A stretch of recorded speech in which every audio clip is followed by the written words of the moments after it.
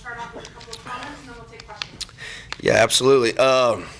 It's exciting to finally be up here after a win. It'd been a while, but first off, can't thank the fans enough. I mean, the atmospheres have been absolutely phenomenal here at home. Thought the fan base, thought the student section, obviously it was homecoming, was a tremendous environment. I thought our guys did a great job feeding off of it. I thought we played well defensively outside of the big play there in the second half.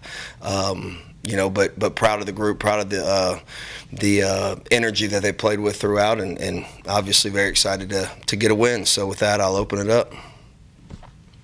Blake, obviously the numbers are good, but can you put into perspective, is it even more impressive that you guys are going out there, I mean, like you mentioned the one play, that you're going out there and the games you've been playing, there's pressure pretty much, hey, every play has to be pretty perfect. Does that take it to another level as far as how impressed you've been with these guys? Yeah, I think I can go all the way back to the Kansas State game. Is something that I've been pleasantly surprised with, pleasantly pleased with throughout the year. Man, these dudes don't flinch. They have a mindset, a next play mentality, and I thought there for a while, not necessarily last week, but a few weeks ago, we were probably, starting to be concerned with things that didn't have anything to do with us, and we reshifted our focus. And again, it doesn't matter where the ball's put down; those guys go out there and produce and play hard, and they don't let the scoreboard or the pressure situations get to them at all. When you say concerned with things that don't have anything to do with,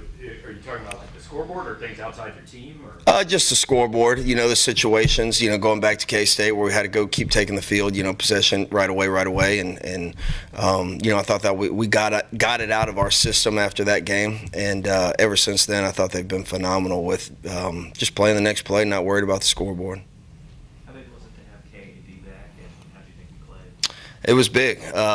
We put those two guys on an island all night long, and you look back at 14's production, as I said up here the Tuesday before we played them and talked about it didn't matter who they played, 14 produced. And when you look at our game and you look at Ennis and KAD, I mean, they played lights out. Whatever it was, I think he had 15 targets and 3 catches for 29 yards. I mean, people hadn't done that to him all year, and quite frankly, we really put all our trust into those two guys. So, KD, the thing that I keep harping on with him is his sense of calmness. He's a cool cat. I don't know how much y'all talk to him, but he doesn't let the emotions get to him. He's level-headed and plays really, really hard and plays well, and he's got the mindset you want at corner, in my opinion. Is it that calmness? Is there more that's allowed him to thrive in another new position, move them over to corner, not just move, but successfully move over? Yeah, I think just the ability not to let anything rattle him. So, when we moved him outside, he never flinched. He was excited about the opportunity, and it is different from playing inside to outside. But you would never know that he never played outside before. He has done a phenomenal job dating back to spring ball. He's a little bit banged up, but we got to see him a little bit. But, yeah, you would never guess that this was his first year really playing outside.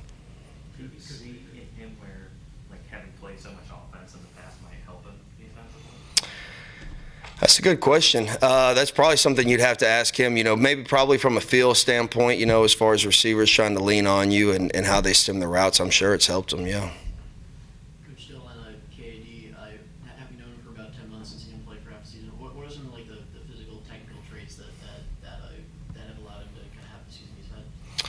I think he's long, he's fast, he's got really good balance. That's one thing to me that really stands out is his balance, his ability to time up, probably from playing receiver, his ability to time up the jump balls. 50-50 balls are 100% his. When you look at outside of the, I believe it was the Abilene Christian game where one got behind him, he's done a phenomenal job timing up the back shoulder fade or the long ball. So, but he's what you want in a corner. Again, he's got a short memory. He doesn't get too flustered when something bad does happen. But he's long, he's quick, he's physical.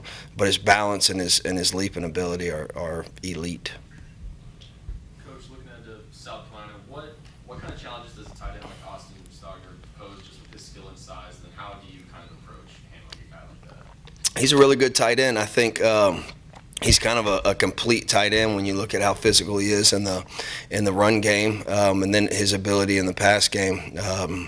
He's able to be a great possession tight end and make catches in tight windows, but he's also got the ability to stretch you out and go get it on the high ball too. So to me, he's, nowadays, in my opinion, it's very hard to find that total package tight end that can run block, but also have the ability to run routes and be a mismatch in that. So, we have to be aware of where he's at, I think, but, they've got a plethora of good tight ends. When you look at 44 is a good player that's very physical in the run game. So I think that's one of the strengths of their offense and how they utilize them. They utilize them all in different ways. So definitely got to be wary of where they're lined up. Wait, do you have an update on Josh Landry? If he's out for a while, we kind of step up. Josh, I believe he has a broke hand, but he should be back in a week. Marquise Gracial, Daniel Robledo, those are a couple guys that rep today in practice. So, we're blessed with some really good depth inside. So those will be probably the next two guys up off the bench. Where it was helpful to get Marquise. Absolutely, yeah. That bye week is really paying off, and that's what you want, to develop. And as I said that week, to see how good or how much better he's gotten from fall camp until that bye week is impressive. His pad level, he's a powerful human being. So he'll definitely be able to help us some. Where has he? I mean, he came into school with size you don't see a lot for a true freshman. Right. So was that kind of already there, and it's more technique stuff? Yeah, absolutely. Yeah, he came in, like you said, he's big, physical. He's actually changed his body, in a good standpoint. I think he's probably lost some weight but gained some muscle. But pad level, technique, hand placement, he has improved immensely in those three categories. And that, as that continues to get better, he'll become a dominant player. Blake, you mentioned Carolina's tight end. What other things have you seen from South Carolina offensively that you guys are keying in on? Well, I think I think when you look at their offense, they're very hard to defend. They present a lot of problems with you from a formation and a motion standpoint. Obviously, their quarterback, Spencer Rattler, transferring from Oklahoma, his last 3 or 4 games, you can see where he's really gotten comfortable within the offense. I think he's improved immensely over the season. Their running back, I think, number 1, really they have number 1, number 8, what's the other one's number? Number 21, he's kind of their change of pace guy. I think they all complement each other, but 1, I think, is probably their best all-around back when you talk about a combination of speed, power. He runs with a sense of urgency. So I've been impressed with him. I think their receivers on the outside are big physical guys that can run. They really don't have any weakness on their offense when you look at it. What have you seen other teams do successfully against Spencer Rattler?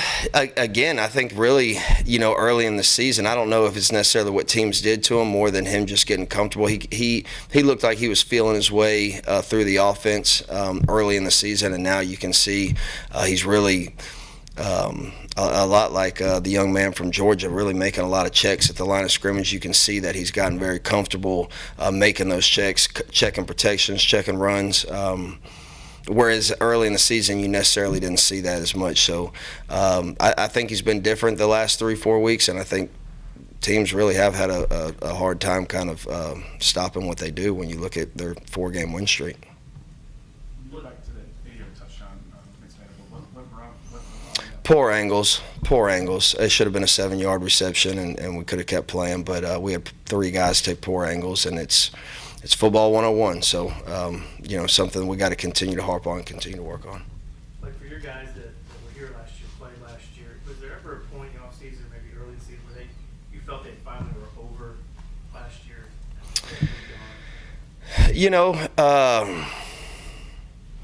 That was something, right when I got promoted, that's something that I preached to them. Last year doesn't matter. So I never kind of got the sense that last year really affected them. The biggest thing that I've kind of seen with this group of guys is, and it's been really cool to see as the season's gone on, is their trust in each other, their trust in the scheme, the trust in the coaches. That necessary, in the spring, it always takes time. In the spring, they're kind of what exactly are we doing kind of deal. But as they've grown together as a unit and they've had success together as a unit, and that helps with buy-in as well. But I never got the feeling that they were, hung up on last year. How much is there like a mental edge to it to where they have to experience some success to be able to keep doing it? And how real is that? I think that's real. I mean, it's like anything in life, right? And probably as a coaching staff, if you're not having success, you have to look at changing what you're doing, right? And that's something I learned, going back to 2016 as a coordinator, where this is what we did and this was our package, and I was going to beat my head on a wall until they did what I was asking. And it's like, maybe I'm asking them something they can't necessarily do. So I think that was a really good learning experience for me as a coordinator.